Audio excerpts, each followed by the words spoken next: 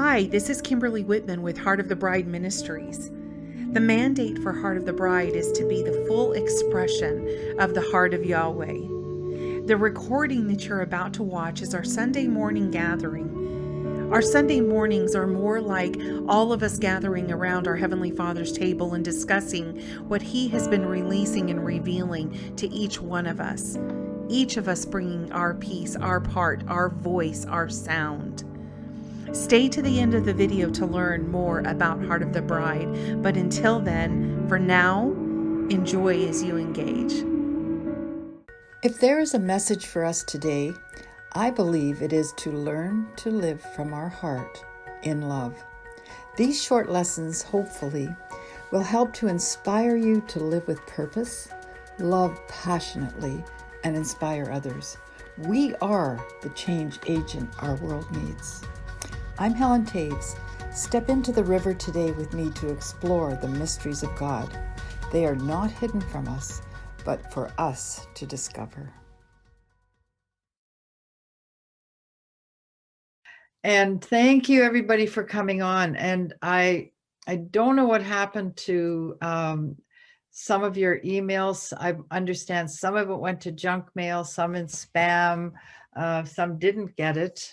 Actually, 95 invites went out. I'm trying to be so conscientious and Kimberly, thank you for letting me know so you could put it on the Heart of the Bride site. So I hope that helped. I'm still trying to keep an eye on making sure if anyone's writing in, but thank you all for coming. Absolutely. Thank you. And a special thanks to my darling, darling Kimberly. Kimberly and I have just so much fun. We have a coffee time together as often as we can, and we go far, go deep in some things, and we laugh a lot. So it's such a privilege and such a pleasure to welcome you again, because you came with the most amazing message last time in December on I Am. You have rocked many people's worlds. You have confused some, and but I'm sorry. that's what happens. That's what happens. But as somebody said yesterday, I have never listened to something as well organized and step by step that I could have understanding of, and I'm excited to hear the second part. So we all are really here feeling that way, and so privileged that you're here. So before I just turn it over to you, and then you just run with whatever it is that's on your heart, whatever you've been instructed to do, and that. But let's just all just step into our hearts together as one, and step into Yahweh's heart, our Father's heart, and just welcome this time. Take a deep breath and just rest in Him, and just release anything that might be burdening or thought process of any other thing at all, good or bad. Let's just come into the moment called now. So Lord, we are so grateful that we can do that. We thank you that you are showing us the incredible privilege of being one together, being one in you, and learning and stepping into that place called I Am. Lord, you are shifting our lives, and you are making such an amazing, amazing body that's moving as one. Lord, we thank you for Kym. We thank you for her willingness, Lord, to hear from you, and even more to express what it is that you are showing her. Lord, we thank you for it. And we set our hearts with her right now. We set our minds, our will, and emotions to hear what you are saying at this time. Oh, Lord, we just rest in the wonderful technology right now on this Zoom call, that we can just be privileged to be together in that one room, in that one heart with you. We bless you, Lord. And Kym, we bless you and thank you for being here. In Jesus we stand. Amen. All right. Well, it is truly a joy to be with you guys. And I'm telling you what, for all of you all that have been able to walk for any length of time with Helen and Ed, I'm so jealous. They are just such an incredible, beautiful couple, an expression of Father's heart. And I have thoroughly enjoyed these last few years getting to know Helen. And it just feels like we literally move together. No matter what we're talking about, it's just so beautiful. And so it really is a joy and honor to be with you guys here tonight. A couple of things I want to start out with, and these are not in my notes, but when Susan was talking about feeling Helen's essence and spirit in her kitchen and at her dining room table and all of that, I want to ask, and just a show of hands, how many of you have ever in your walk with the Lord felt Yeshua show up in your room or next to you or anything like that? Right? Everybody on the call, basically. All right. It's the same thing. That's right. It's the same thing. And so we shouldn't be surprised that that's how we function together, because we are one. And the beauty, the absolute beauty of our Father is he is so multifaceted, so multidimensional, that you right now, who you are in this moment, is absolutely perfect, because you are I am. You are the breath and expression of his very DNA, his glory, his beauty, his majesty. You are I am. We are I am. Monday, Helen and I were talking, and it just came out of my mouth. I am is not a behavior modification program. And it's not. I am is not a behavior modification program. It is who we are as sons and daughters of God. Yeah. That's who we are. The only conflict is what we believe here and here. That's it. That's it. So everyone, you have permission from Father's heart. And I'm telling you, because I'm there, I live there, and I know it. You have permission to believe and say about yourself, I am, as he is.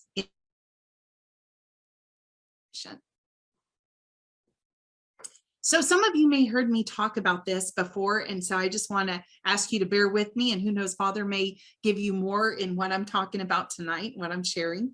But what he asked me to share was about an encounter that I had earlier in December.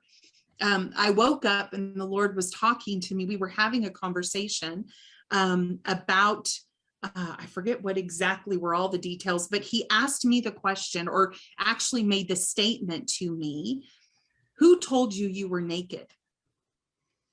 And it wasn't, I didn't get the sense that he was asking me that question, but he was inviting me into a conversation with him about not only his intentions, but about how man perceived and has communicated that question over the millennia. So I just want to read to you Genesis 3:11, but I'm going to start with verse 8, okay? And it reads, then the man and his wife heard the sound of the Lord God walking in the garden at the time of the evening breeze, and they hid themselves from the Lord God among the trees of the garden. There's so much in that, just that one part, but I'm not even going to go there tonight. So the Lord God called out to the man and said to him, where are you? And he said, I heard you. Adam said, I heard you in the garden, and I was afraid because I was naked, so I hid. Then Yahweh asked, who told you that you were naked? Did you eat from the tree that I commanded you not to eat from? So after Father and I were having this conversation, I decided to look up a couple of words that were highlighted to me. And when I say that, like go to my Strongs and look at all the Hebrew words, and please know, I am not a Hebrew scholar. There's many on this call that I mean, they can do amazing things with the words, but I just do a little bit. So the first word that occurred to me, that stuck out to me, was the word who. And interestingly enough, in Hebrew, that word is me. It's pronounced a little differently, but it's me. It's spelled Emmy, and it's a mem and a yod. Now we know that the mem is all about water and the revealing and concealing of mysteries. The yod represents a hand or an arm, the atom, the energy, divine energy that everything has been created from. It's also Yahweh's omnipresence in all things. Now, when I'm talking about this stuff, I want to invite you to see the picture that Yahweh is painting, because we hear who, and it's like a question, like which person, right? But when you break down the word, it's actually something completely different. So just allow your spirit to soak in the realities of the actual word and the pictures that is represented there. Yeah, the yod is also the spark of the spirit in everything, or the starting point in all things. Now, the other word that the Lord highlighted to me was told. And that's a word that I can't even pronounce it, but it's the three letters are Nun, Gimel, and Dalet. And the Nun represents the symbol of a fish, and which represents the activity of life, the flow and the activity of life. It also is connected to jubilee, freedom, and the fullness of life. The Gimel is a symbol of a camel, which represents the provision or being lifted up, and that which is complete, solid, real, substantial, or entire. A little bit different picture that's being painted. The Dalet is a symbol of a door, and it represents the pathway of life, or movement, especially into and out of the earth realm. Wow. Now, isn't that interesting? Wow. Yeah. Into and out of the earth realm. I just have to say that still applies. The into and the out of. Directly, the Dalet is directly connected to Yahweh. And as we know, Yeshua described himself as the door, right? And then the last word that I'm going to share tonight in this, the last word he highlighted was naked. And it's the word aram. And the letters, the Hebrew letters that make up that word aram is the ayin, which is the pictures of the eyes. The resh, which is the picture, is the head, and the mem, and we've talked about the mem, the waters, the waters. The ayin represents to see, to understand, or to experience. The resh, it represents a person, or what is highest, what is the most important. And interestingly enough, the resh initiates or begins things when it's involved in a word. It is also connected to the revelation of Yahweh's thoughts through speech. Wow. And then, of course, the mem, the fountain of divine wisdom, which expresses the powerful, energetic mysteries of the Most High. Now, interestingly enough, when the Lord made that statement to me, who told you you were naked? He took me into that place with Adam and Eve at that moment. And there was not this stern look on his face and finger pointed in their face and disappointment and all of those things. It was simply a question. It was a question asking them to consider what they were choosing to believe, which is critical. What were they choosing to believe?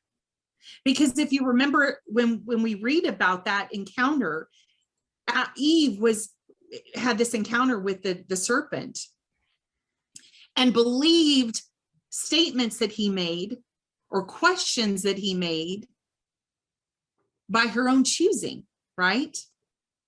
By her own choosing. As I was sitting with the Father in this whole encounter and statement, he kept bringing me back to that letter, that Hebrew letter, ayin, to see, to understand, regarding light. And I discovered that the light that's mentioned in Genesis are two different words. So if you go back in Genesis 1, 3 and 4, we know it so well. Then God said, "Let there be light," and there was light. God saw that the light was good, and God separated the light from the darkness. And then if you go further down in that same chapter, verses 14 through 18, then God said, "Let there be lights in the expanse of the sky to separate the day from the night. They will serve as signs for festivals and for days and years. They will be lights in the expanse of the sky to provide light on the earth." And it was so. God made the two great lights, the greater light to have dominion over the day, and the lesser light to have dominion over the night, as well as the stars. God placed them in the expanse of the sky to provide light on the earth, to dominate the day and the night, and to separate light from darkness. And God saw that it was good. Now, as I was sitting with him with the light and ayin and asking, "Okay, Father, what do you want me to see here? What do you want me to understand?" I began to look up those words back to, who told you you were naked? Who told you you had anything missing? Light in verses 3 through 4, or 3 and 4, is the Hebrew word or, O-W-R. And it means to be illuminated, to cause to shine, to give light, lighten the eyes. Lighting the eyes means awareness or revelation. Okay. But if you jump down to verses 14 through 18, when it talks about light, that word is maor, M-A-O-W-R, and it means luminary. So interestingly enough, Genesis 1, 3, and 4, the light that's mentioned there, speaks of a spiritual light, our spirit man. Verses 14 through 18, when it speaks of light, all of those lights are talking about celestial light in the created realm. Or if I can even say it this way, in carbon. Interesting. So the spiritual light is different than the celestial light. The spiritual light is our spirit, our internal being. And as I was sitting with this, just like, "Oh my gosh, Father," he said, "That is day. Our spirit man is day. Our spirit man shines like the day, like the noonday sun." So of course I moved on to celestial light. And of course it makes perfect sense. The created realm, carbon, the celestial light is our body. And as soon as I wrote that down, Father said, "That is night." Now, I don't know about you all, but how many times have you heard it said or made comments or even had somewhere in the back of your head or in your mind, the internal darkness that we are trying to illuminate? That I can't see. I've got to be aware of what's going on in the spirit realm. I can't see, everything's dark still.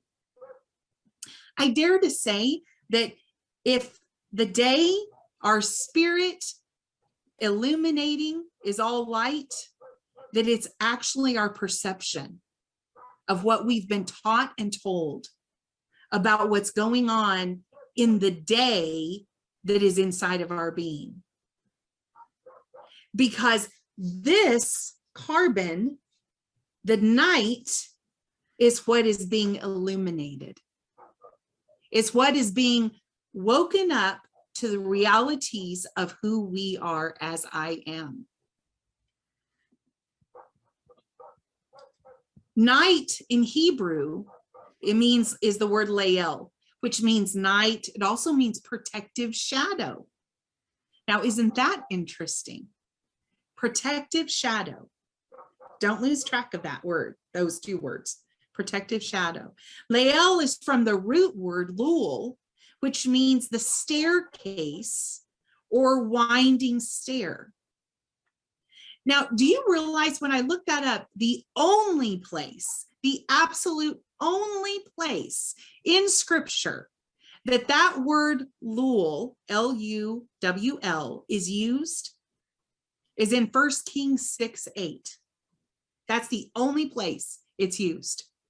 And that's when Solomon is beginning to build the temple of the Lord. Now, Solomon, if you don't know the story or don't know his life, he began to build the temple in his 4th year of reigning as king in Israel.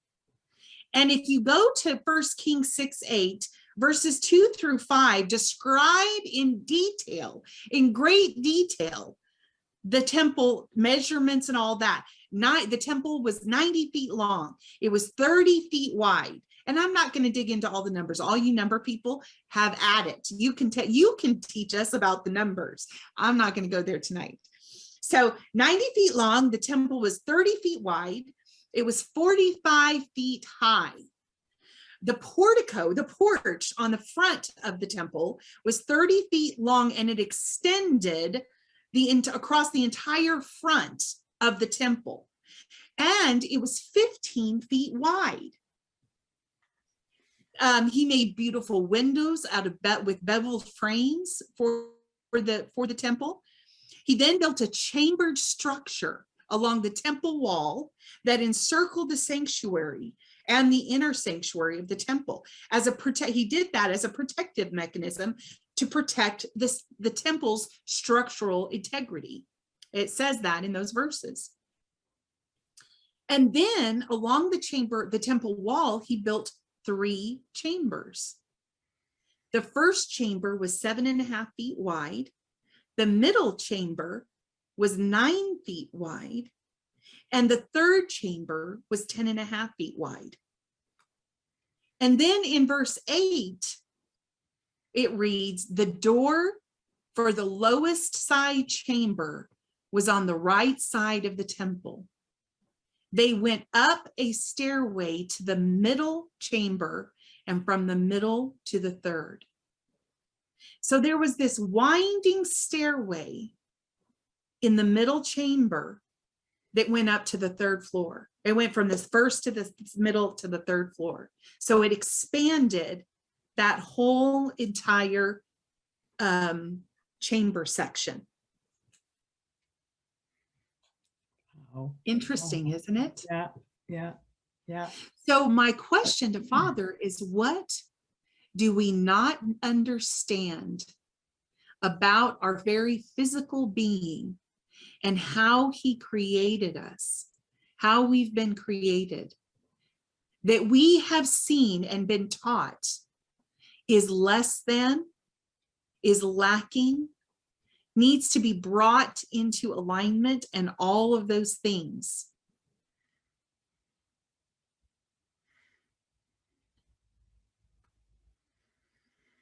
I realized as I sat with Father, the darkness we are pursuing to illuminate is not within. The eyes of our heart are open. Yeah. The eyes of our heart have been opened. And I don't know about y'all, but when my eyes are open, I can see. I mean, really, I don't have to worry of driving my car down the road if my eyes are open, because I can see.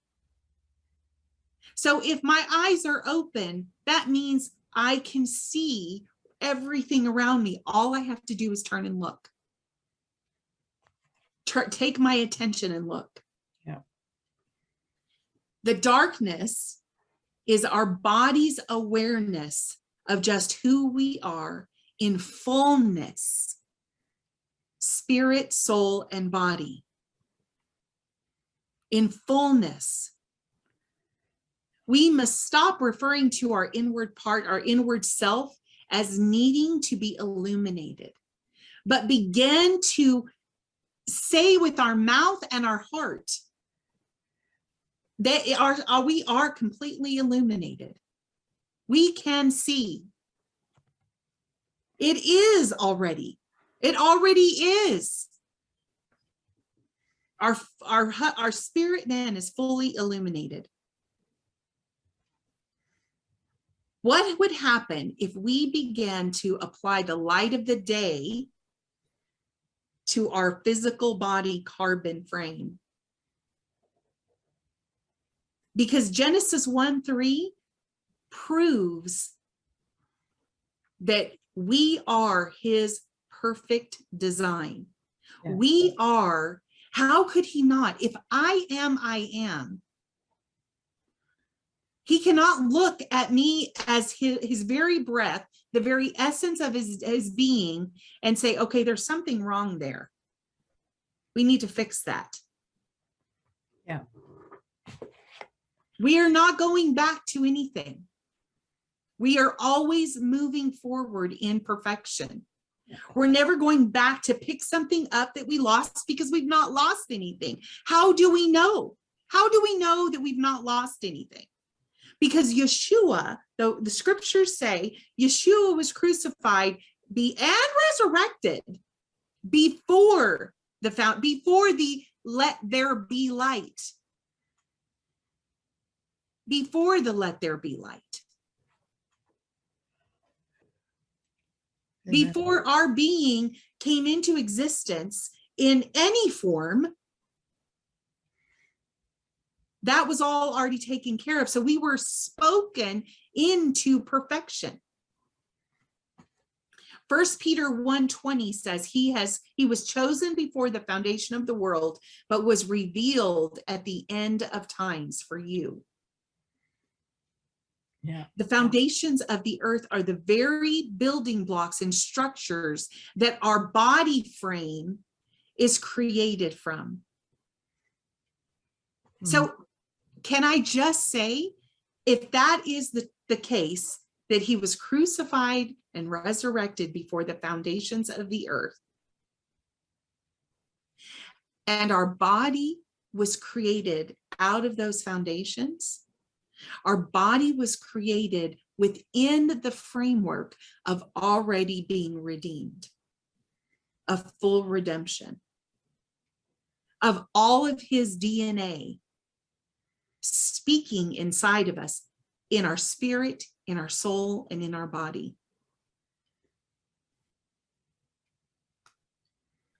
You know, we see spiritual awareness as all the testimonies that we talk about as, you know, as far as enlightenment, like healing the sick, raising the dead, casting out demons, floating, walking through walls, translocating. And I want all that. I am so like, I love hearing everybody's testimonies, but I, like you, like all of you on this call, I am walking into walls and repeating it.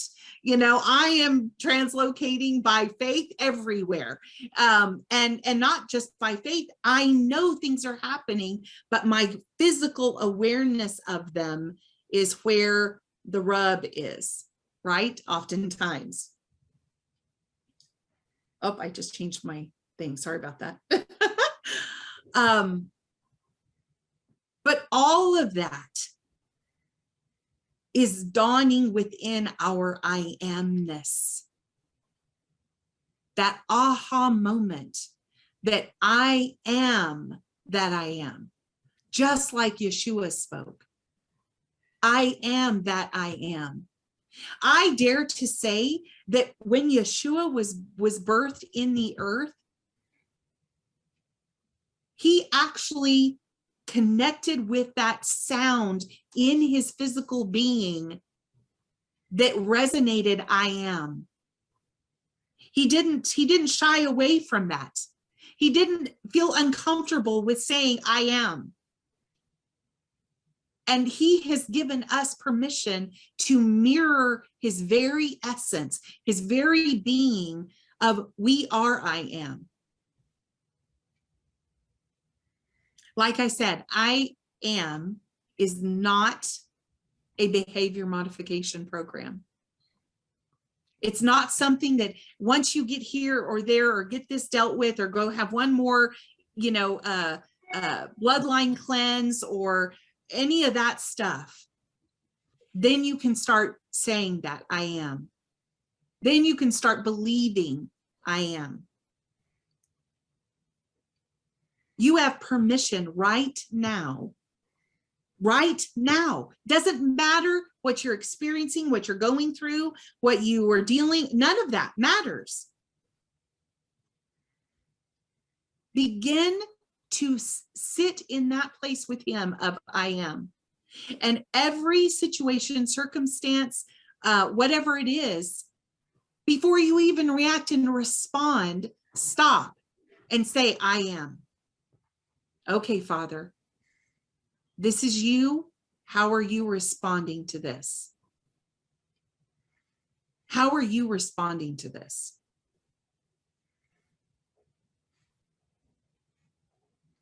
Our body is the manifestation of the glory of God. Our oneness, body, soul, and spirit, is the complete manifestation of the glory of God and is connected to the entire earth.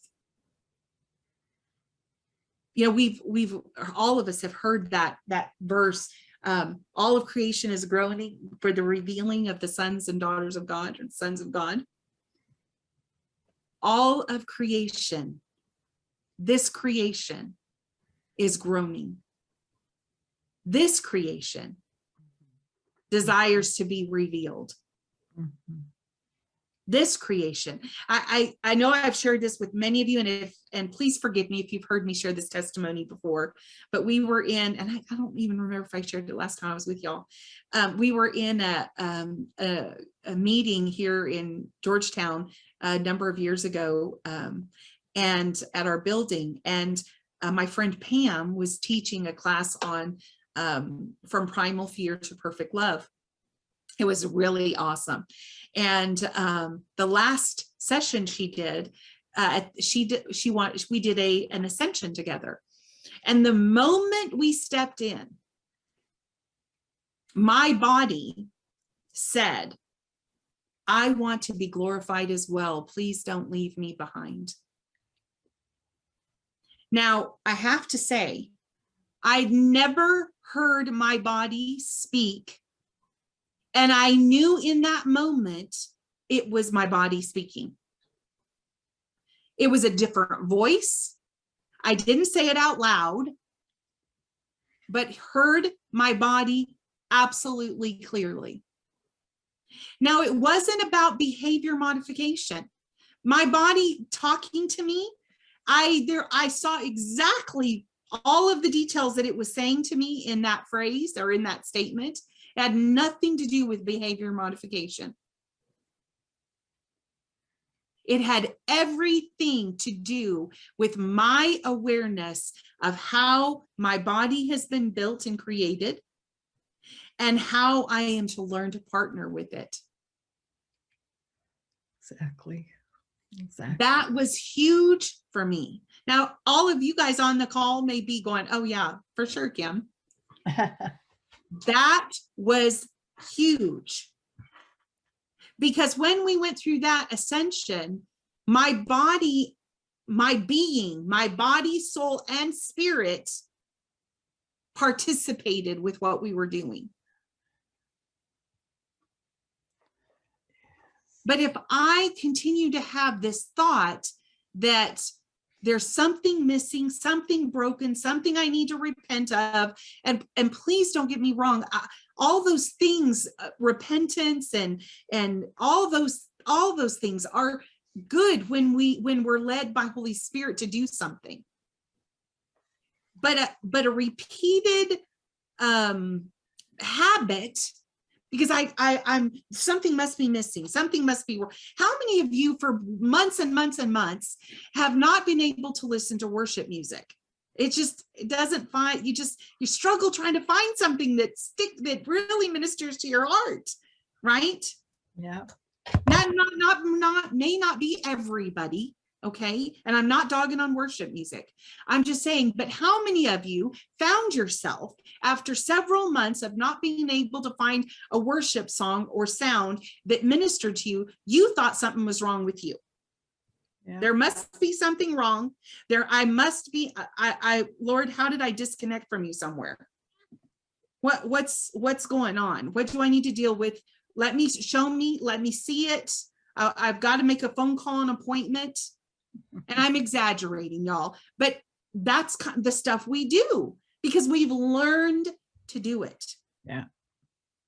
We've learned to do it. And that's a whole different thing about the worship thing. And that will come, I'll share that part with y'all later. But I want to say it's until we get rid of that thought process that we immediately go to something's wrong with me that I need to deal with. We take ourselves out of walking in our I amness. Yeah. Our nothing missing, nothing broken. Yeah. If we are one with Christ, there is nothing missing, nothing broken. He cannot reside in the same space because he is perfection. And so we have the permission, we have the glory to confidently walk as I am, move as I am, speak as I am, confidently speak as I am. And in the world we live in right now, oftentimes that confident word, that confident, whatever can be misunderstood as, well, that's sure prideful. Well, that's sure, fill in the blank. But I am. His nature and character always is accompanied with humility and gentleness and kindness. And you can still speak truth in all of those things from those places of his heart and being, his nature, because that's our nature. Mm-hmm. Mm-hmm. That's our very nature. Mm-hmm. So we right now are transmuting this carbon, is being transmuted. Not because there's anything wrong with it. The eyes of my body, of this temple, are being opened to the reality of who I am and the magnitude of that truth. Mm-hmm. And that looks like something that I react and respond differently when I begin to walk in that with boldness, when I begin to move in that with boldness, when I began to go somewhere by myself because the Lord said, go there and say this, this, and this, do this, this, and this. Well, are you sure? I am. I am. Do you know that when something is transmuted, not transformed, because transformed takes all of the, the parts and pieces that are there and just puts them all in different places, but it's all the same still parts and pieces. But when something is transmuted, the nature and the substance are completely changed. Mm. Just like a caterpillar turning into a butterfly. It's not that the caterpillar puts on wings and, and it's like, okay, well, it still looks like a caterpillar, but it's got wings now. No, the caterpillar goes into a cocoon, turns into mush, complete liquid mush, and then comes out a fully beautiful butterfly with all the parts and pieces of a butterfly, none of the parts and pieces of a caterpillar. We are being transmuted. Yes. As we are in this cocoon of I am. As I begin to believe that, and my body, the eyes of my body begin to open to that reality, that I understand, and that is revealed in my very DNA as I move and function, that transmuting is happening. And I dare to say, this carbon is being transmuted completely into a revealing of Father like has never been seen before in all of creation. Mm-hmm. So my question to you all tonight, who told you you were naked? Who told you you had parts and pieces missing and broken? Who told you that you still functioned out of a sin nature? Who told you that you were not I am? How dare you even say it? Who told you that you had to go anywhere to be the expression of the perfection and glory of Yahweh himself? Mm-hmm. Mm-hmm. Because none of that is true. Right now, today, in this very moment, into and beyond eternity, you are I am. And you have permission to function as he is in the earth, in his very nature and character. And you can confidently do that. Right. Confidently do that. The world, the earth, all of creation needs for you to begin to function as I am. Amen. No pressure. Amen. An invitation. Yeah. Yeah. Amen. Amen. Amen. Kym, you're not stopping, are you? I am. Kym, no. Oh. Wow. You guys can't hear all our screaming, but we are screaming like we're at a football game. That was amazing. Oh my gosh. That's awesome. Woo! Woohoo! Yes, very, very, very good. Oh, thank you. Thank you. Okay. All I know is I just want to turn to mush. I just want to be mush right now, right? Yeah. I'm going for the mush. I'm with you, Gigi. Jess has his hand up. Yeah, Kimbo, would you go through those words again, just quickly? Who told you? 'Cause I'm just go through those again, and like you shared, it was so marvelous. But you shared that I think the thing that we when we read that we get this idea that, like you said, even that someone out there, something out there, the devil, the snake, or the whatever, Right. is the one that's speaking these things to you and causing you to do certain things. But would you share those three words again, or especially the first two, but those three again? Yeah. You bet. So, Okay. so the who is actually the Hebrew word me. And it is the letters that make up that word is a mem and a yod. Now the mem, interestingly enough, is an open mem. And M, I see your hand up, so we'll get to you after this.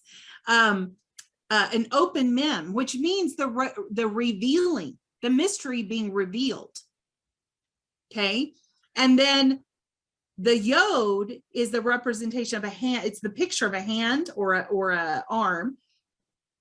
And it's the divine energy that Yahweh uses or is in everything, in every created thing. So you could look at it as the mystery, the revealed mystery being empowered by the very energy or nature of Yahweh himself. Right. In that who, the word who. Told is the word, I want to say Nagad. It's Ngad. I don't know if I'm saying that right, but it's a noon, a gimel, and a dalet. Now the noon is is the fish, right? Which represents life, the activity of life. Now this is the word told. So told in the Hebrew letters, in the pictures, the pictorial form, is the activity of life.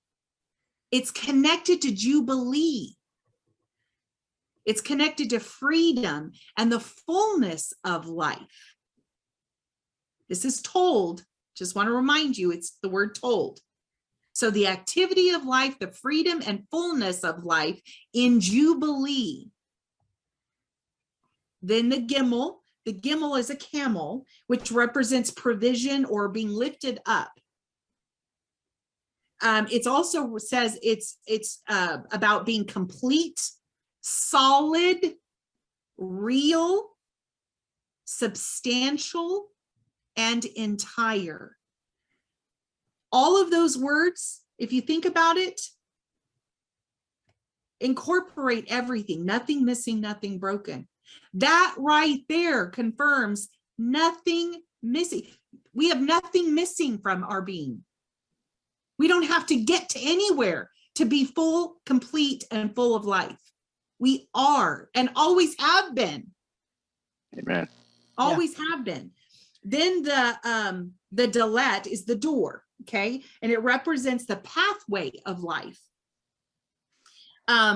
It also represents movement, especially into and out of the earth realm. I still love that statement. Into and out of the earth realm. Anyway, I won't go there, the rabbit trail.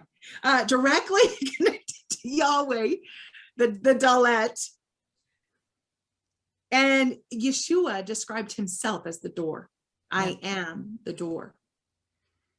So told, we think of it as, I said something to you. He told me, he spoke to me.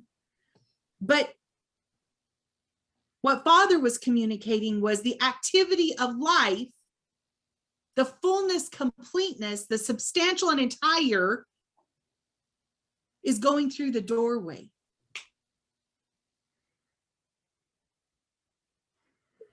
How about that? Yeah, go ahead, Dad.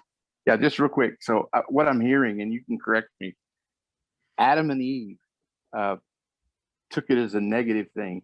And Father is saying, I created you like this. I made you like this. And with your whole teaching tonight, is as we look at ourselves, if we're not careful, look at a negative thing. And Father says, who told you to be negative about yourself? That's right. You are the thing that I created.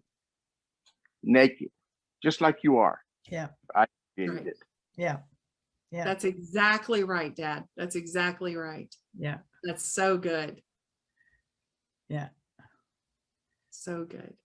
That, Kym, thank you. That and Jess, thank you for jumping in there, because I think in listening the second time makes it really, really clear that it wasn't a negative thing. It was an affirming statement that he was making.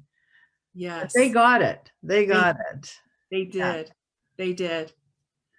That's right. Oh, And I would just like want to invite, and I know you're going to get to M, but I just want to invite everyone. I can even give you the details of the word naked if you'd like, but sit with Father with those 3 words, with the and you can even look it up yourself but let him establish a statement or a sentence or something with those definitions for you that speaks truth to what he was communicating in those verses, in that, even that statement, because we've read it from a religious structure and context instead of the life that Father was actually releasing and engaged with Adam and Eve. It was life upon, it can't help but be life upon life.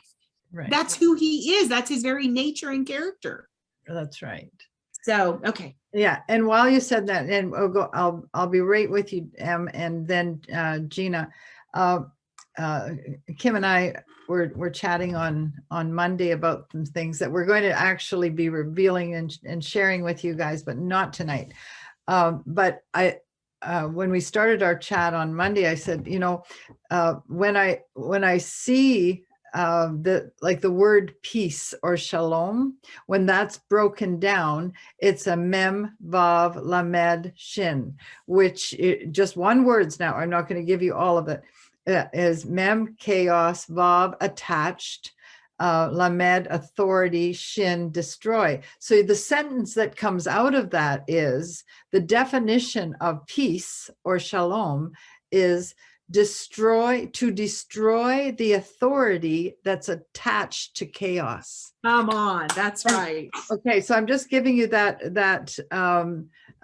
the how to.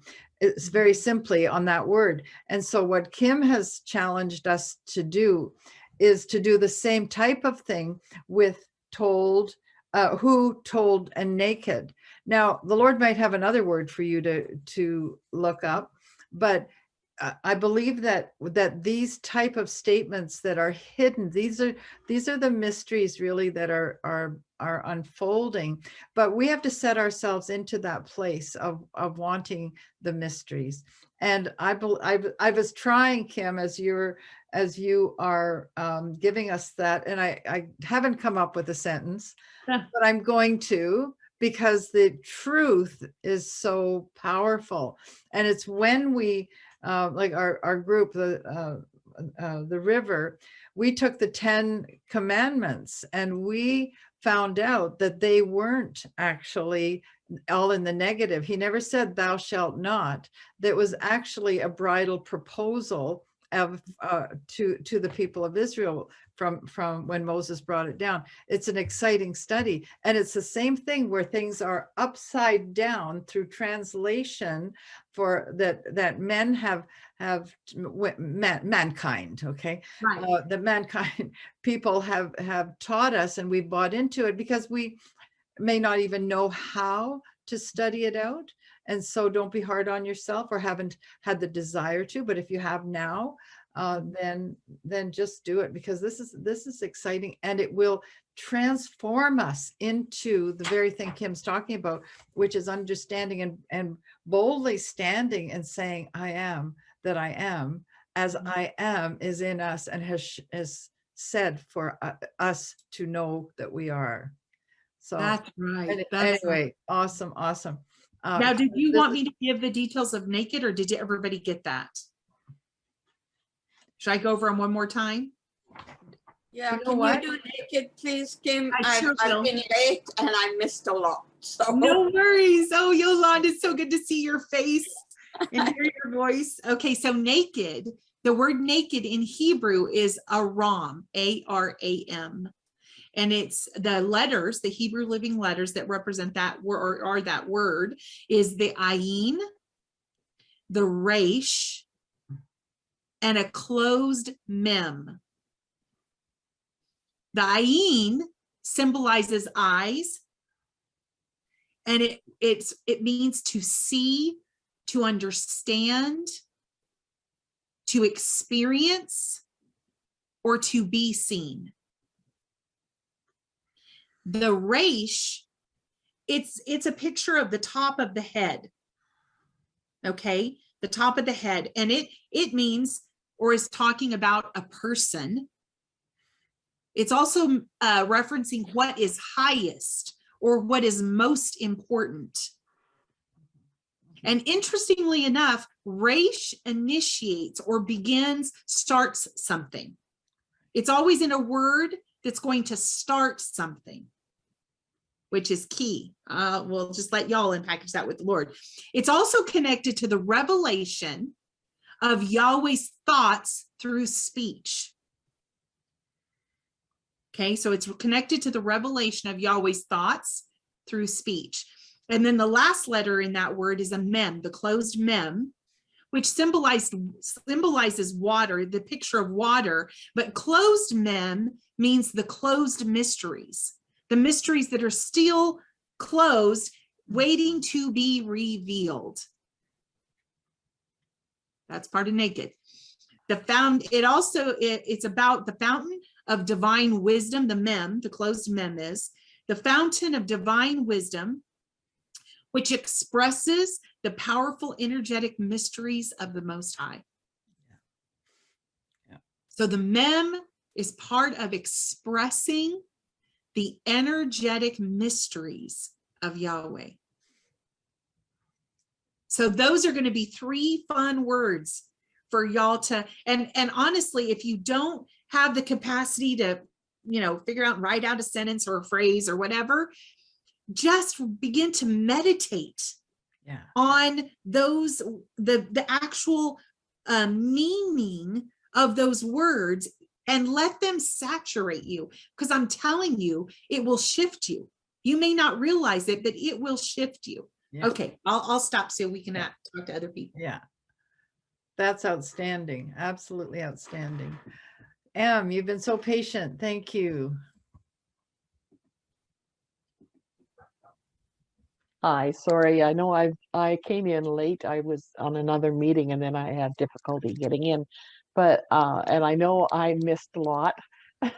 And but I had a poster up here and it fell down today, so who knows why. But anyways, it's a poster of I am, and it's got all these words all over it.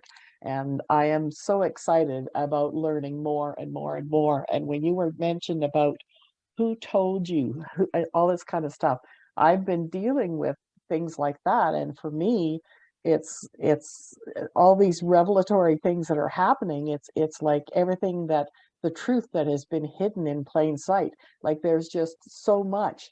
And some months ago I was given I was woken up with the words ayin gaha. So, and then I had to ask the Lord, what exactly was that all about? But anyways, suffice it to say, this is so on my heart, and I've already mentioned it to the girls from our group out of Brandon there. Well, there's one from Winnipeg, and I'm in Alberta, but we haven't even finished reading Friends of Eber. And I am so excited to learn more about the living Hebrew letters. I mean, it's a deep desire in my heart. Maybe it's one of those, New Year's resolutions. I have no idea. All I know is I'm excited, and things need to change. But just the reality of I am, I am, like he resides in me, I am in him, but he is in me. And I don't need to deal with all the religious dogma that has gone on in the past, the lies that have been told to me, and that, if you do this, God is going to get you for that, and all this rest of the stuff. And life is so much easier when we get the reality and the truth that I am. Amen. Right. That's on. right. That's Right so on. good, Em. That's a That's good so word. good. Yolande, darling. Oh, first of all, you know what? If I was there, I would hug you both so tight, Helen and Kym. Yes. Oh my God. After the 31st, after New Year's, I was listening to First Nations worship. And I had been struggling. I was in the desert for quite a while. And I had been struggling and really struggling and saying, Lord, I cannot hear you. I don't know what's going on, blah, blah, blah. And then this frequency just broke and it was like a dam burst. And I had breakthrough. I had breakthrough. So you two, don't stop arcing. This, this was amazing. Absolutely amazing. Okay. Now, since then, I received something in the mail which I hadn't ordered. I mean, I had ordered it for myself, but something else came in the mail, similar, exactly what I had ordered. And it was the energy of the Hebrew living letters. Oh, wow. Hold it closer to the thing, Yolanda. I don't think we. I'll take off my background so you can see it.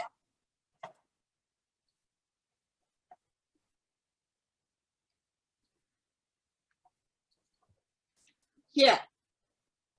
The energy of the Hebrew letters. Oh, that's awesome. That's now, awesome, Yolanda. Yeah, Rav Berg. He passed away, but he was an absolute believer in Yeshua. Wow. He was, and Yana talks about him quite a lot. So I've been into this, and then I get in the mail another copy of this. And I'm thinking, wow, I don't know who sent me this. I don't know how it came. I never order anything from Amazon because I don't like what they believe in and do. So, but it came from Amazon. Oh my God. And it came from here. I mean, and it's like Middle Road, Philmouth, ME. I don't know what that ME is, somewhere in the States, I guess. And it's like Kona Bay. If anyone knows where Kona Bay is, I have no idea. But that's where this came from. Just on Christmas Eve. Oh Kona my Bay. gosh. Yeah, Kona is in Hawaii. I mean, it was like, oh my, ME is Maine, really? I don't know anyone in Maine. Anyway, and then I've been into the letters, I mean, really into it. And then I've been doing this. Yes. Yeah. Yes. Okay. So because of the year that we are in, I've been studying Pei, which is the mouth. And Kym, you're talking about speech. You're talking about the mouth. You're talking about what is coming out. And Helen has been teaching about the heart-brain coherence, right? So we've been in that for quite a while. So I'm in this heart-brain thing, and I'm trying to teach my sister, who's not walking in this, about heart-brain stuff, right? And so I'm looking at Pei, and I'm looking at the energy of the Hebrew letters. And then I'm looking at this one, which is the wisdom of the Hebrew alphabet. And I've got a number of other books on the alphabet. And what it says here about Pei is it's the symbol of speech and silence. That's beautiful. Right? And it says, when God created man, he blew into his nostrils the soul of life, and man became a living being, which is Genesis 2:7. Living being in Hebrew means a speaking spirit. Wow. Wow, Wow. that is so good. So we're speaking spirits. A speaking spirit. And so it is man's power of intelligent speech that best differentiates between animal and human. True. That's True. good. That's awesome, Yolande. Thank you for sharing all that. And if anyone's wanting the books, it's Energy of Hebrew Letters and Wisdom of Hebrew Alphabet. Yeah. That's awesome. I mean, Awesome. there's a lot more about that, but it's like, and everything you two are saying, I'm going like, my gosh, Lord, these two, and we were all at the beginning of creation. So which meant he was speaking to us exactly this. And it also says consistency of mouth and heart. And Helen, you were Wow. spot on. That's Oh. so good. Wow. Isn't it nice that we all landed here at the same time and we could be Right. together? It's ordained. It's ordained of God. That's right. That's right. Thanks, everyone. We're going to go to Paulette. You've been very patient. Thank you. And then I think after Paulette, Gina had her hand up at some point, but Yeah, she went off Yeah. again, though. okay. All right. Good deal. Oh, All right, Paulette. My goodness, this is wow. That's all I can say. And I went and grabbed a book that I have because I'm on blurred. You can't see it. It's called In His Own Words, Messianic Insights into the Hebrew Alphabet by L. Grant Luton, Luton. And this book, it breaks down the letters of the alphabet. And I got this book in a thrift store for 99 cents 3 years ago. And I was like, this was, God, thank you for this. I got home and read the entire book in 2 days. Oh my And, gosh. Levita knows that I audio read it. I read it into my own personal audio so I can go back and re-listen. And it's just blowing my mind. But even what you're saying there, I've been going back.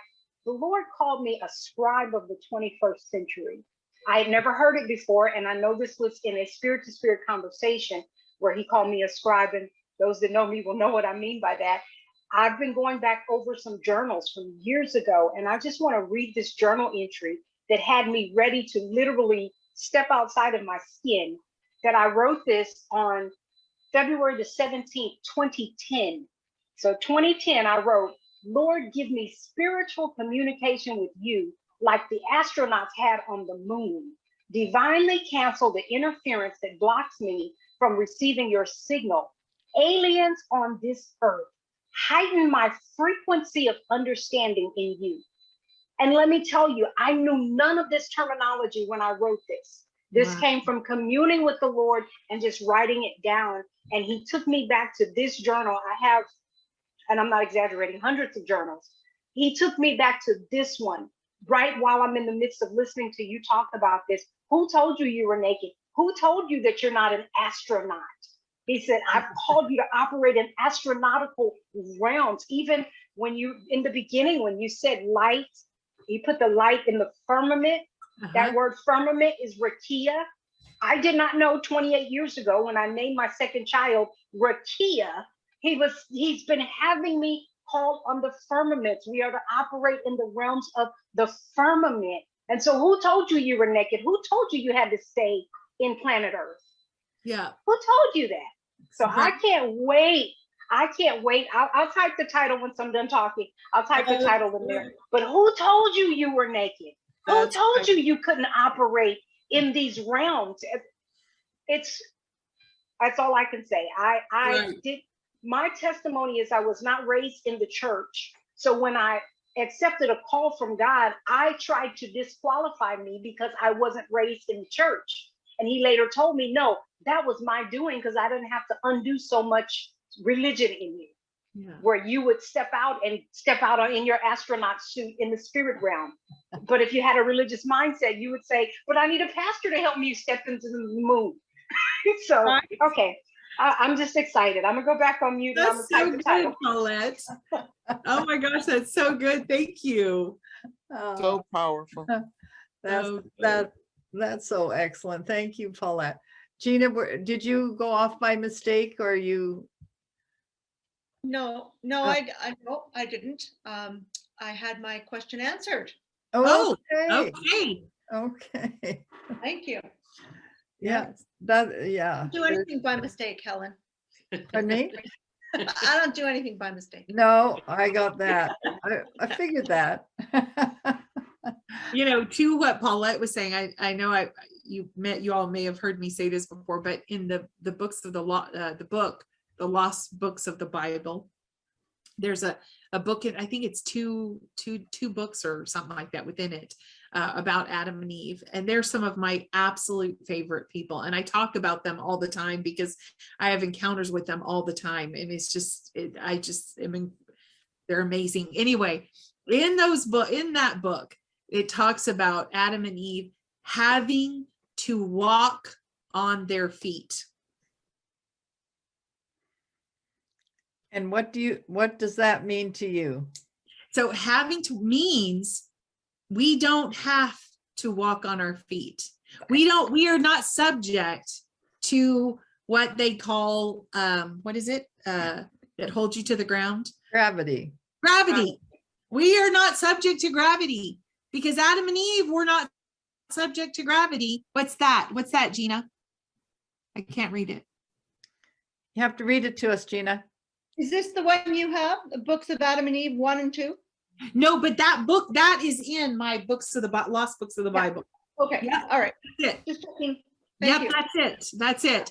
And but when I first read that sentence, I started screaming and I had to read it to all my family because of course I'm like, yes, of course. You know, I mean, we are not subject to gravity. We are the manifestation of him. We are. Exactly. Anyway. Okay, I'm almost ready to put my hand up. Brenda, are you there? Brenda Smith? Yes, I'm here. Okay. Kimberly, I loved everything. I'm right on track with everything. I just read an awesome book about Who Told You That. It just rocked my world.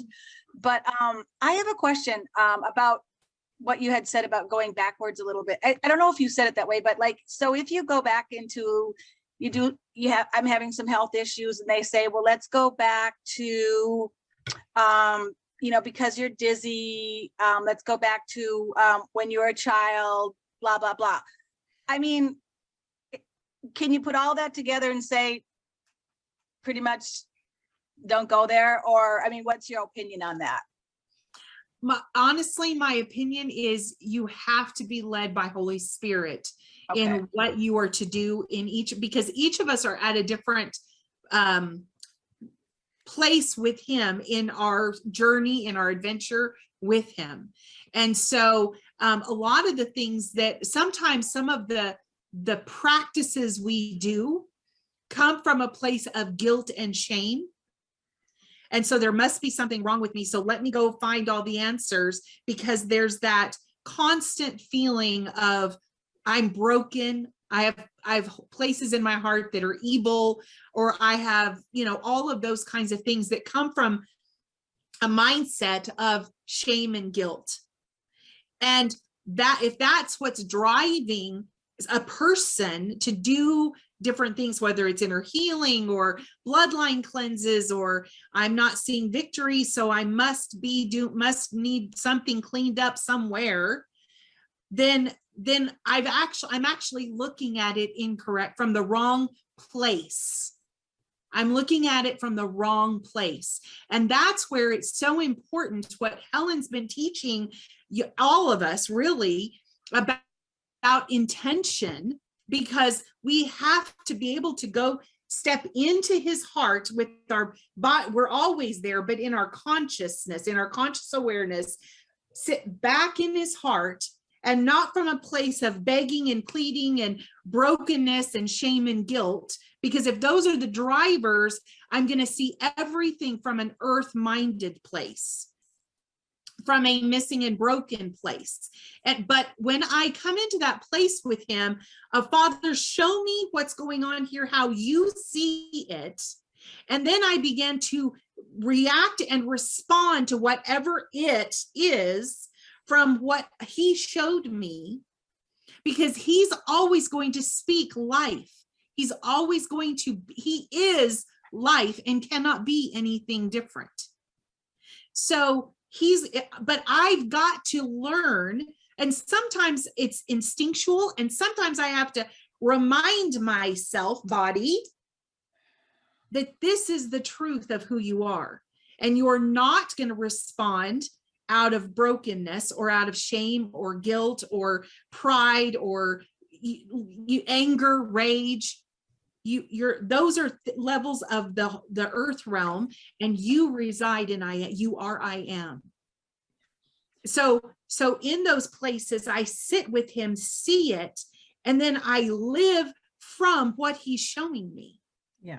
Not from a place of I'm trying to beg to get it, because if he's showing me, it's already a thing. That's right. So I'm not begging him to get it. I'm not pleading with him to get it. I'm just sitting with him, believing that, okay, it's done. That's it. And then, and then Helen has talked about that so many times. Then you don't keep taking it back. You just begin to thank him for it. It's done. So, but each one of us have to be led by the Spirit, Brenda, about what those steps look like. Yeah. Because I don't want to dare tell you, oh, stop going to the doctor. And so Holy Spirit's got to lead you and guide you, and your spirit man knows.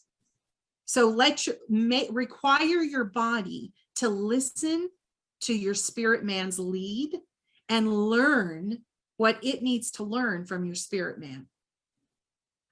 Does that answer your question? Yeah, thank you. That was really good. I think I kind of get what you're saying. So it's okay to just to go back a little bit if you just are led by the Spirit.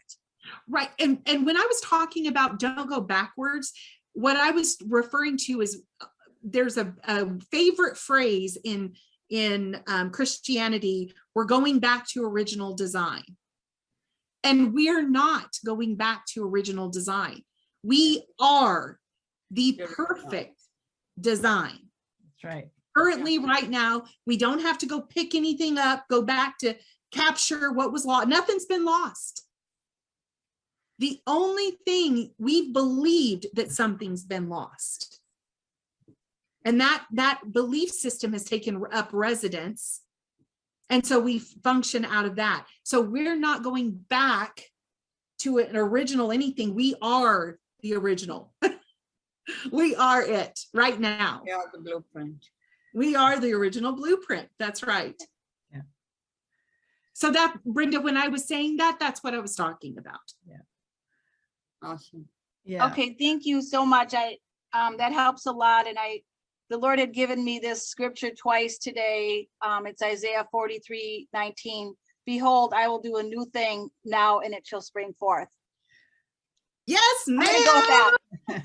Yes. Yeah. I'm standing with you in that. Yeah. Yeah. That's so good. And I certainly agree with Kym.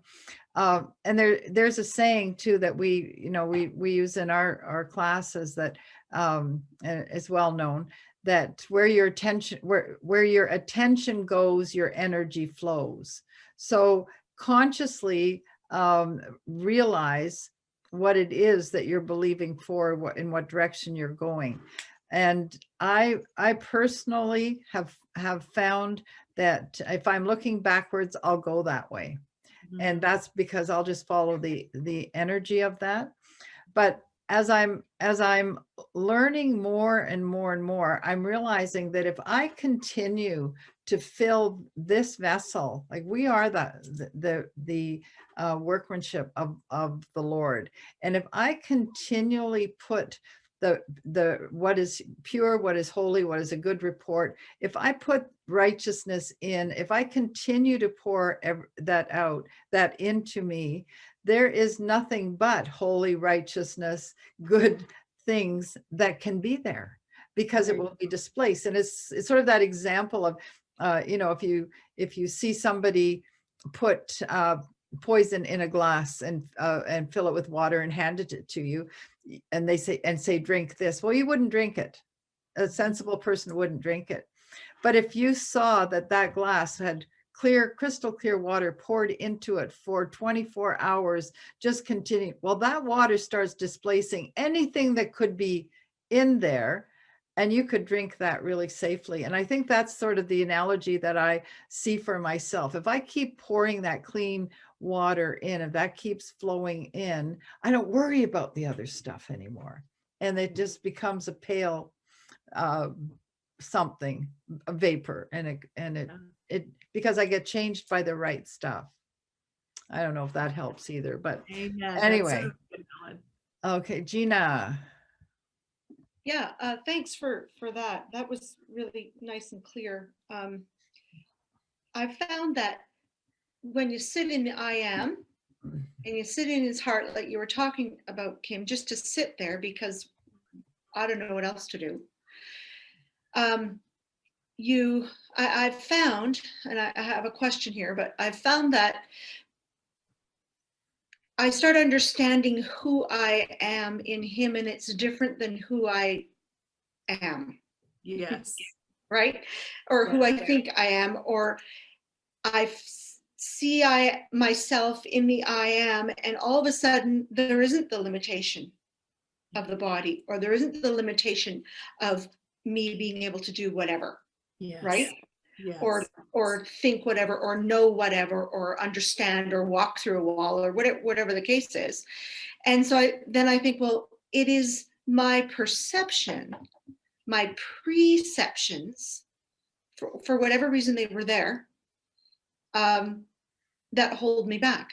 That's right. So what I'm thinking here of who I am, or some weird belief system that I've thought of that held me down, or held me back, or kept me in this little spot, in this little place that was safe, or I didn't want to explore something because I would feel a certain way, or I would look a certain way, or something, whatever all that weird stuff is. Once I sit in the I am, I realize that is not my limitation. So that's what I have to let go of. That's right. Right?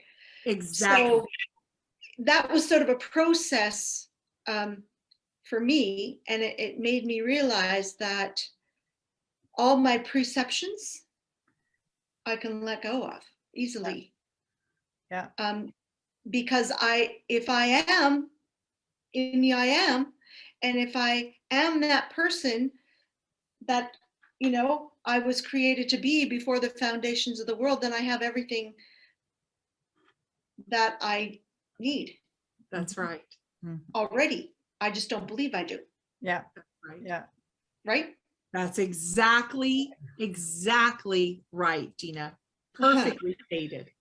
Okay, well, that's good. Well, and go ahead. So we are limitless, and just our old patterns of belief, or our thoughts of being in the world instead of just of the world. Right. Right? Right. Hold us back. So just let them go. That's Right. what I'm trying to do. It's sort of fun. It's like cleaning out your house. That's right. Yeah. When you said that, it's like being in the world but not of the world. Yeah. What I see is, how all of us on this call have been there, where you have a need or a desire, or a heartache, or a difficulty, whatever it is, and you begin to pray and talk to the Lord. Listen to your prayers, because being in the world but not of the world is literally, no matter what the situation, whether it's wonderful or it's difficult, when your first reaction response is to back into his heart and be still, that is literally being in the world and not of the world. That reaction response of, I've got to see this from his perspective before I utter a word, before I react, before I respond, before I do anything. Let me how do you see it? What are you looking at, Father? Mhm. And of course we're learning that. It's not, again, I am is not a behavior modification Right. program. It's who we are. It's who we are. Exactly. We're just Awesome. reminding ourselves about it. Go ahead, Gina. Did you have something else? No, thank you. That was Okay. great. Just being conscious of the whole fact, right? Exactly. Yes. Oh, Thank you. Thanks, Gina. That was awesome. Thank you. Thanks, Kym. Okay, Yolanda and then Maggie. Two questions. Kym. Yeah. The first one is easy, and then the second one, I don't know. Do I need to study for it? No, I'm teasing. No, my dear, I think you got it all. You got it all. You're sitting in it. But what I wanted to know is the story about Adam and Hua, Adam and Eve. Is it from the Apocalypse of Moses? The books of Adam and Eve? Yeah. Is that the Apocalypse of Moses? I don't know. Let me look.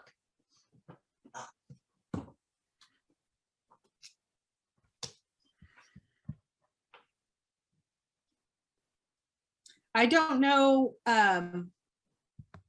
No, it's in the first book of Adam and Eve. Is that the title of it? Uh-huh. And I don't know if they got it from the books of Moshe or if they if it's coming from the book that Mine says from the Apocrypha and the Pseudegrapha?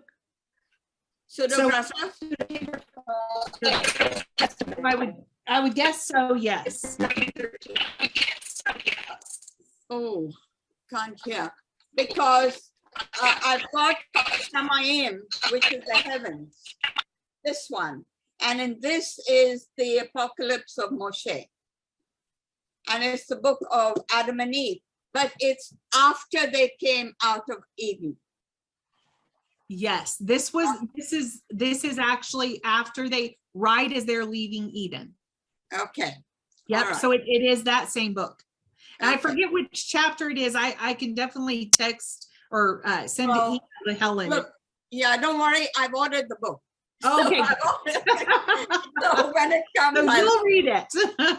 Yeah. It's one of my favorites. Okay. The other question is, when you say I am, now when Yeshua told me to step into him, and I did, I stepped into him and I was looking through his eyes. Is it the same as being I am, like being in him and looking through his eyes? I would guess so. Yeah, I mean, because we're one in him. Where we can't, even the word says you cannot get to the Father except through Yeshua. Yeah. So he is our door, our gateway, Yeah. our oneness in Yahweh. Yeah. Yeah. Okay. All right. So then I am in him. I am. Right? That's right. Right. Thank you. You're That welcome. That was my question. See, Jesus was our model for that, Yolanda. Like, you know that he was Yeah. our model. He didn't do anything unless he saw the Father do it. And he and the Father were one. So, and he often would say, I am. If you look at the number of times that Jesus used that term, I am, about himself. So he actually modeled how we should be living. Yes. Only doing what he sees the Father do and be one with him. So I think we're all saying the same thing using maybe a little different language to it. Yeah. Because it was amazing when he told me to step into him Yeah. And I did. And I was facing his back. And then he turned me around inside him and I was looking through his eyes. Nice. Nice. So beautiful. Great place to be. So beautiful. Susan. Hello, Miss Susan. Hello. And there Everything's been really wonderful. I'm really enjoying this. And I want to say, you know, I've been trying to walk in I am for many months now. And I always caught myself like reverting back just again and again. And so I asked the Father for awareness of myself. And he said I needed mega awareness. So, but what he does for me is I almost feel like I'm living my life, my regular day-to-day life, like outside of me watching me, if that makes any sense at all. And there's no effort involved in this at all. All it is just the Father showing me what I'm speaking and what I'm thinking. And I can give you an example, because when I ascend to be with the Father on my own personal ascension time, I always would lay down all my burdens at the cross and walk through the blood, and in a repentance fashion. And the Father just said, turn into me. You don't have to do that. And that was kind of a pivotal aha for me, that there's a lot of, even though I know I have so many unconscious patterns in my life that are not I am. And it's really been helpful for me to ask the Father to show me, like, to give me that awareness. And he does. Like, I can't explain it more than to say that I'm kind of over myself. And it's really a lovely thing. So it's kind of partnering with me to show me where I kind of just fall back into the old patterns. And he's very just a gentle teacher. And it's a lovely thing. And I've been doing this for like about a month now, and it's just been really lovely. But anyway, I love that, Susan. I love that. And what's so beautiful about it is you asking him to show you. Then it doesn't become, let me change my behavior. You just are yourself and allow him to course correct where you need to course correct your thought process or reaction response mechanism. That is perfect. So beautiful. Yeah. So beautiful. Thank you. I love that, Susan. I love the phrase, excuse me, to just get over yourself. I'm going to use that. Thank you. I'm going to get over myself. It's simple. I love that statement. So good. Right? Yeah. Brenda Smith, and then Jess. Yeah. I have another question, Kimberly, about somebody kind of messed me up on the I am, and I want to get through this, and I'm going to try to make this as simple as possible. But I was listening to Neville Goddard. It was the first time I've ever listened to him, and it was on an I am one. And I thought he was amazing. And he happened to talk to a friend. Don't go there. Don't even, he doesn't do Jesus. And I thought, oh, you mean the way to get to the Father is through the Son? Yeah, that's it. And then, so now when I do the I am thing, it kind of messes me up, because I'm thinking, well, wait, I don't want to be leaving out Jesus. Do you know what I'm saying? Yes. No. Brenda, Can you help me? Yes, you have freedom. Just let all that go. A lot of times what happens is, I know this for myself, okay? Because there are certain things that are so part of our being, like I am one with Christ. He is the door. We oftentimes don't qualify things that we're sharing and remind everybody, okay, let me lay the foundations again of Yeshua, of salvation, of he is the door. He is, we don't go there every time. And so he may be not even, that may be just a given in his heart and mind, that he's assuming everybody's on the same page, that we're all one in Christ, and Jesus, Yeshua, is the door, and all of those things. And so you can't, I would encourage you, you have freedom not to throw the baby out with the bathwater and assume that just because he's not mentioning those things is because he doesn't believe them, because that's not true. There are just times that you don't share certain aspects of that are foundational, because you're thinking that everybody's on the same page as far as that's concerned, as far as Yeshua. So those I am statements are powerful. Matter of fact, Nancy Cohen also has a pamphlet she created years ago of all of these amazing I am statements, and has a verse for every single one of them. So any of that stuff that represents Father's nature and character are powerful, speaking into your body, into your being. Does that answer your question? Yeah, so I don't have to say in Jesus' name or Jesus and all that. I can just say I am. That's right. Yes, Okay. you can. Yes, you can. Because he knows your heart. He knows you know you're one with him. You don't have to do all that. Right. So I don't have to remind Jesus or God of who they are. That's right. And what freedom, right? Yeah, thank you very much.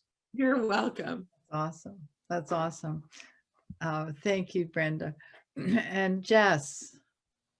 Yes, I was hearing we are a collection or gathering of frequencies that we carry. We look the way we look because of the frequencies that we carry within us. We're all created in his image and frequency. And I just wanted to say, the more you embrace the truth of I am, that it will change your frequency to be more I am. In other words, if we're changing, if we're going back and forth, and we're what we're literally doing is we're changing the frequencies, and so then we struggle with. But the more we embrace the truth, the more we embrace, and I'm just going to use the word of the truth of I am, the more that frequency will become us. You will become I am. I mean, you will see it happen, because now you're embracing that frequency that you were created in and created to be. And so I just want to encourage everyone tonight is again, as you embrace that, and that frequency becomes who you are. And I know all of us have seen these scientific experiments where they turn put a little plate of something over a speaker, and then change the frequency. And when they change that frequency, the little BBs change pictures, become different things. Well, that's basically what happens to us. And so as we embrace the truth of God's frequencies, again, the truth of I am and what we're talking about tonight, the more that frequency will begin to overwhelm you, and it will be you. You will become that. So anyway, I just wanted to throw that out there and encourage everyone tonight. Yeah, that's who you are. That's right. That's so good, Dad. That's so good. Yeah, I really love that too, Jess. And thank you for the encouragement. It's just touched my heart.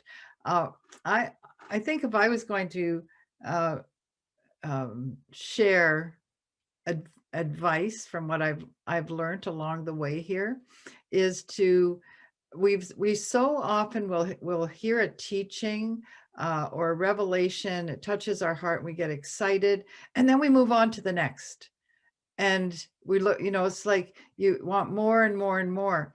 But what I've learned is as I'm learning things, to take that and rest in it and meditate on it, like, and turn the world off. I meditate a lot of the times in the middle of the night where everything is dark and quiet. I will literally spend hours on one thing. And I have spent hours and hours and hours on the I am. And if anyone has seen where we learned how to do a mind movie, meditate on some facets of that. I meditate on I am health, I am wealth, I am wisdom, I am love, I am unlimited. When you take time, and when I say time, not 5 minutes, just lay rest in the reality of that, and let the Lord bring up the movie, the vision, and let him show you who he is in the middle of that, and how he operates, and it'll be different for every one of us. It's nothing that you're going to come to the heart of the bride or the river to, you might learn little bits of it, but boy, when you sit with him and you let that movie roll, it is outstanding, and something gets established in you, and the very subject that we're talking about. So but take the time. Don't go on to the next thing. You want to learn the Hebrew. You want to, somebody knows this, there's some bling over there and something's bright on the other side. Just stay with him. You will not miss out on anything. He will take you step by step, and but rest, take the time. That's so good, Helen. That's so good. Laura. I just wanted to share something from my own experience with this knowing, just in a very practical, natural way. I was adopted, and my whole life I didn't have that sense of knowing where I came from or who I was really. And 14 years ago, it's through a miraculous, only the Father could have arranged it the way he did, but I was connected with my birth family, and it's like a switch that happened all of a sudden, that I knew who I was just in the natural. You can't unknow it. It's like I couldn't go back to not knowing who I was and where I came from. And I kind of liken it in that way to the way that we understand who I am is my Father. I mean, the Father and Jesus and Holy Spirit are our family. we come from them. We can't be not like them. We're not becoming. We are already. It's like we're just maturing in that understanding, and it's been a process, for me as well, but he just keeps leading me into more and more light on this. So it's just really awesome. Oh my gosh, Laura, thank you so much for sharing that testimony. I actually, a couple of weeks ago, started a conversation with the Lord about the verses that talk about us being adopted, and how can we be adopted if we're already all of that. So you added such a beautiful component to that conversation that I'm having with him. So thank you. That was perfectly shared. That is beautiful. That totally beautiful. And what a gift, Laura, that he took you to that place too. Right. That was wonderful. So Kym, I'm just looking at the time right now. Okay, we have time. Sleep is overrated, right? We don't need it. Good. You touched on many times, and I got excited about it and I wrote down, our humanness is the most important and most misunderstood element of our existence. Like we almost, you keep referring to the importance, and your body was speaking to you. Do you want to do a whole other lesson on that, or do you have anything you want to speak to it now? I think I need to do a whole nother lesson on that. Okay. That's a big window. It is, isn't it? It is, isn't it? Because when you realize, and I started taking notes, and then and I went, I just have to listen. I just had to listen. And when you realize that when we were created, it wasn't just the spiritual being created. Our humanness is the most important. We as human beings are the most important creation on the earth today.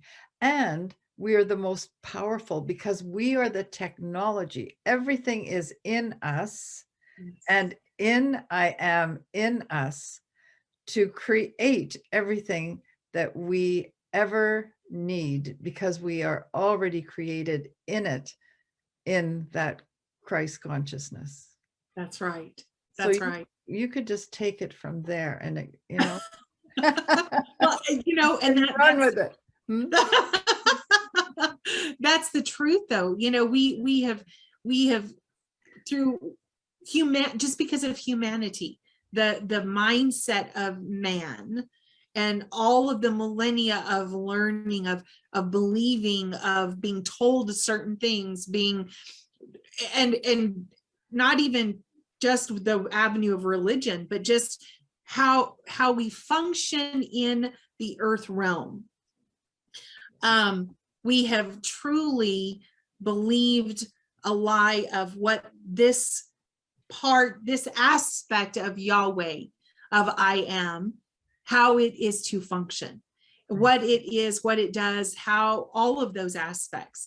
And so we are being invited, truly, I believe we are in the day of that manifestation of the unveiling of who we are in the body aspect, the night, the darkness, the mystery.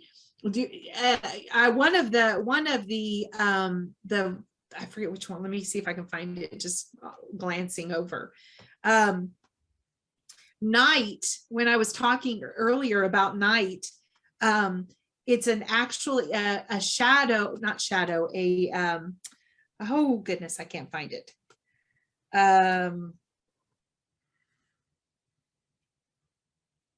Oh gracious. But I found it interesting that part of the definition was like a protective covering of, and I thought, how interesting that is one of the descriptive words or language used for night or for darkness. Mm-hmm. So I mean, yes, I totally agree with you, Helen. There is so much that's happening right here in this carbon. Yeah. Well, I loved what when you heard your body speak to you. You know, that was really, that's a really important concept to understand. Yes. That our being has a voice. Yes. And we can listen to it. And it's actually a technology that we're created with. And, you know, Helen, that is so, until that moment happened, we know that, you know, when you're tired, you know, when you're thirsty, you know, when you're hungry, you know, when, your body has certain languages that it uses that, let me say it this way, that you have learned to listen to. And so your body knows, Kym only listens to me if I respond like this. Right.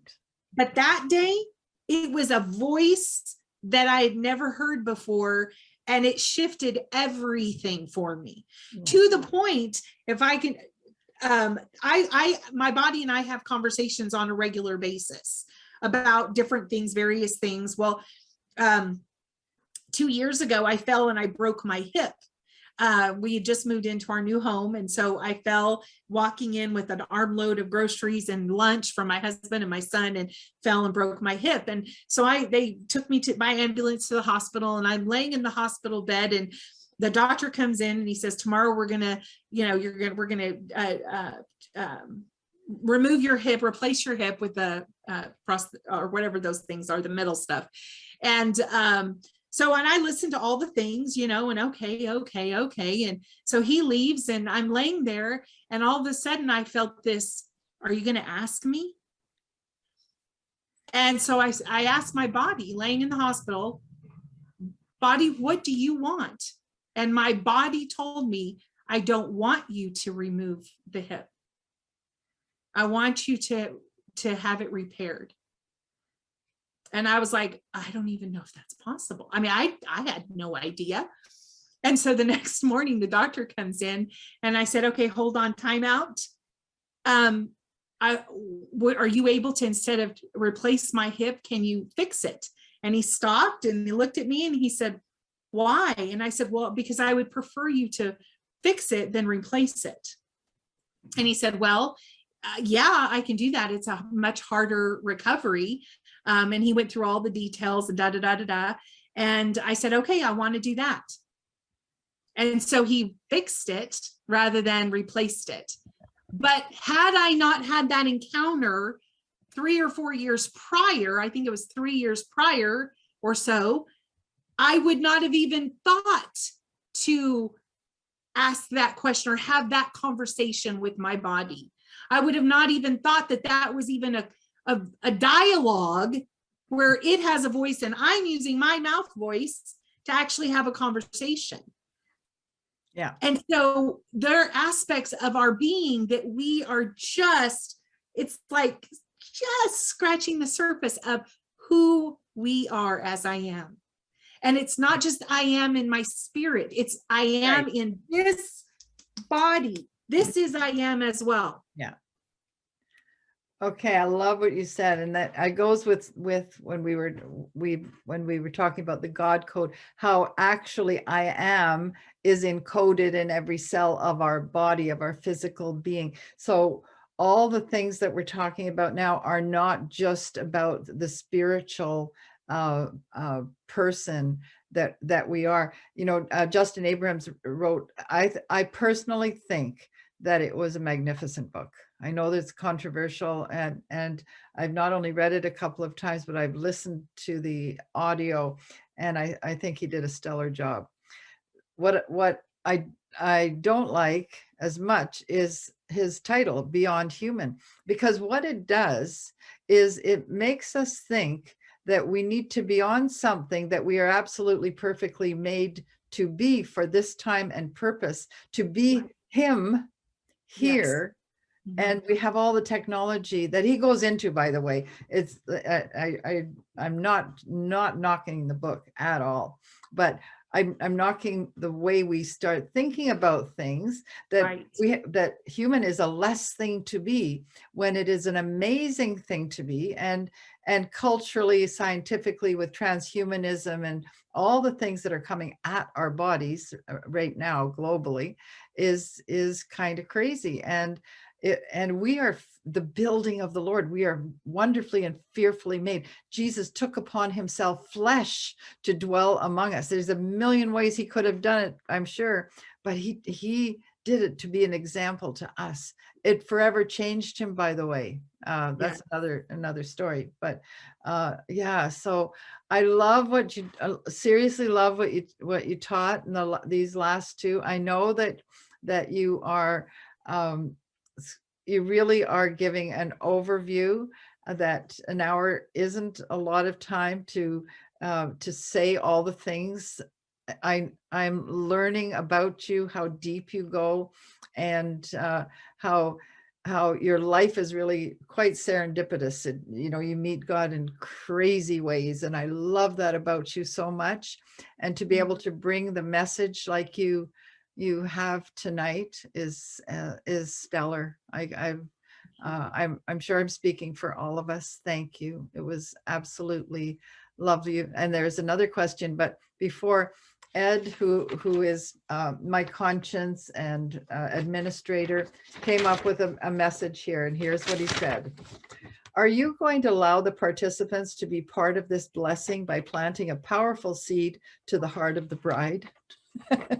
That's what he said. Thank you, Ed. That's what he said. Love you. And I just do whatever my husband tells me to do. That's just the kind of person I am. Yeah. Yeah. And those of you who know me, this is true. And I want to say, Ed, you nailed it. And I want to say to everybody, if you want to, if you are able and wanted to plant a seed into Heart of the Bride, that's all about what Kym's heart is. So if can somebody write it in the chat room, just the heart of the bride. Kym, would you do that? I'm sorry to make you do your own. I can do it, sister. I'll do it. I've got Good. the Tamara, lovely. Thank you. I've got the link. You're welcome. In the chat room. Thank you. Thank you. Thank you, Yeah. Helen. You're- Thank you, Ed, and It's a won- everyone. It's a wonderful place to sow and Thank you. to sow, grow, and glow. It's lovely. We're going to take Brenda before we say goodnight tonight. Brenda, thank you for being here tonight. Yeah, this is probably a whole book, but I'm sure for Kym, but taking the body, and I've been kind of in a war with my body lately because it seems like it's screaming so loud. How do you get out of that? Not being in such a war with your body, with pain, and because it should be the I am too then, right? Right. So I guess I've been kind of looking at it as like, oh, I hate my body. It just won't shut up. I mean, do you know what I mean? I don't know if I'm explaining it right, but it's probably a whole nother chapter. I do. And honestly, Brenda, my journey, even before that event that my body and I had that conversation, or my body said, I want to be glorified as well, don't leave me behind. I had gone through a few years of, maybe a couple of talking to my body and asking my body's forgiveness for not seeing it the way Father sees it. And different things, different circumstances, whatever the Lord would bring up, as he brought them up, I would ask my body's forgiveness for doing that. Yeah. So it's all about you changing your mindset, your reaction response, that behavior modification. It's not about behavior modification.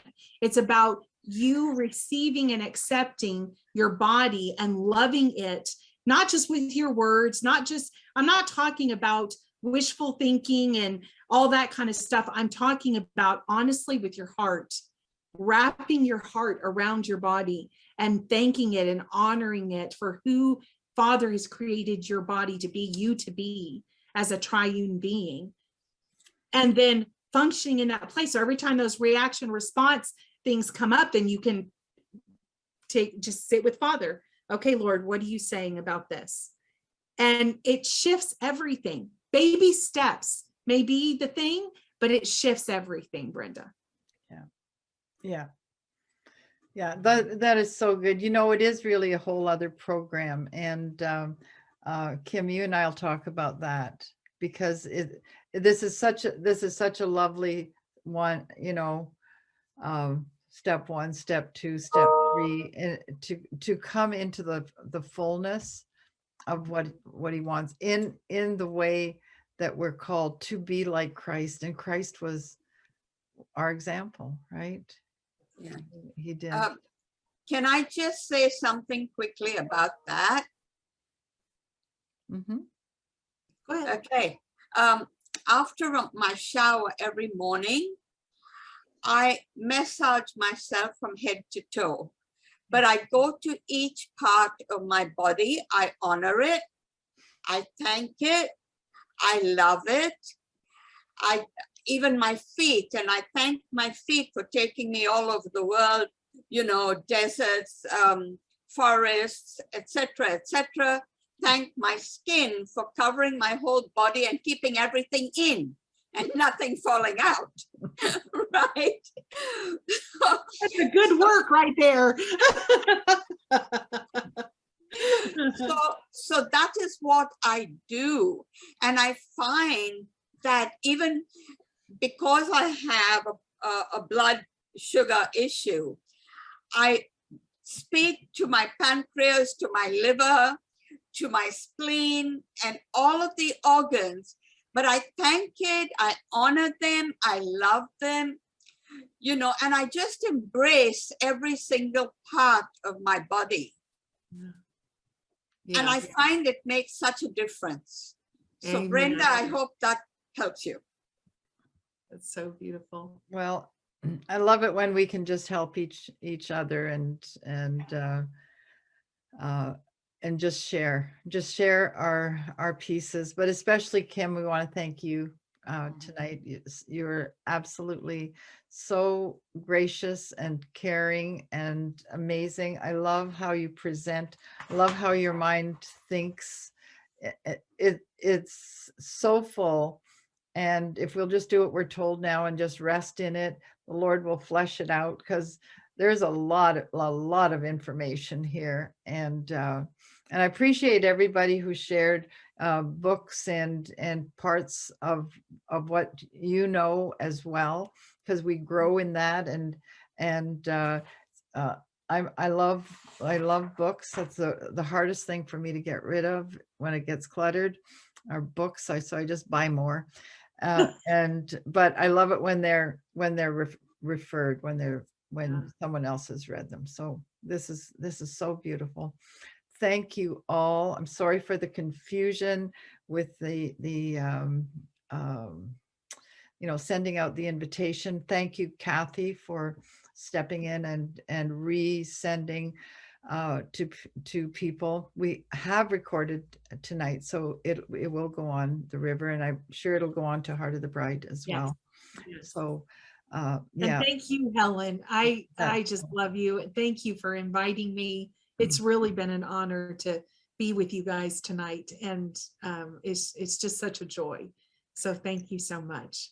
Well, I think Heart of the Bride and the river have sort of there's just a stream that's come together. It's hard to decide where one starts and the other one. I love that. I just love that. Yeah. Yeah. It's such a blessing. So next week we are going to do a Dreams and Visions lab. So if you've got anyone has a dream that you'll trust us to help to unpack with you. We don't like to say interpret, because I'm not sure that we can totally do that. We're trying to help people walk through their dreams, and because of the language that God speaks to you. But it's been fun doing that, and I've had a lot of people ask for more. And then the week after that, we're going to take a solid look at how to form your own God Squad, because I have, again, a lot of requests for that. So that's the next 2 weeks. But right now, set your hearts to I am, your meditation to the things that we learned tonight. Rest in it. I think I know I'm going to do that and grow in just those 3 words. I'm not going to try and take a bite of the whole thing. You know how to eat an elephant, right? One bite at a time. And so just take a part of this and grow in it. And in the meantime, may the Lord bless you and keep you. May the Lord make his face to shine upon you and be gracious unto you. May he lift up his countenance upon you and grant you his peace, his shalom. I love you all. You're beyond wonderful. And I'll send you an invitation for next week if you can join. You're the best, absolutely the best.